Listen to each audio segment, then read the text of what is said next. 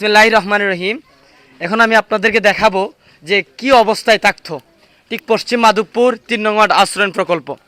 যে অসহায় মা কিভাবে থাকতেন দেখেন, এই ঘরের অবস্থা দেখেন। আমরা আপনাদেরকে দেখাতে চাই, এই জন্য আপনারা জানার খুবই প্রয়োজন। এই দেখেন, প্রায় মানে সাপের বাসা এবং বিভিন্ন পোকামাকড় ইঁদুরের বাসা এতটাই বিঘ্নভাবে দেখা যাচ্ছে। হয়তো আপনারা দেখলে দেখেন ঘরের ভিতরে পানি উঠে আছে, দেখছেন? দেখেন ঘরের ভিতর পানি পর্যন্ত উঠে গেছে। এমন অসহায় মায়ের পাশে যদি আপনারা না দাঁড়ান, তাহলে কার কাছে দাঁড়াবেন?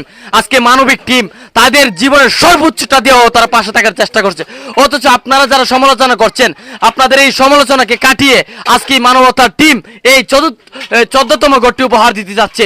দেশ এবং প্রবাসে সর্বস্তরের প্রবাসী ভাইদেরকে আমি অসংখ্য ধন্যবাদ জানাই সবসময়, কারণ তারা অসংখ্য মানবিক কাজে তাদের অবদান রয়েছে।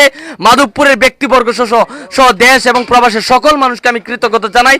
অতি দ্রুত এই ঘরটি উদ্বোধন হতে যাচ্ছে।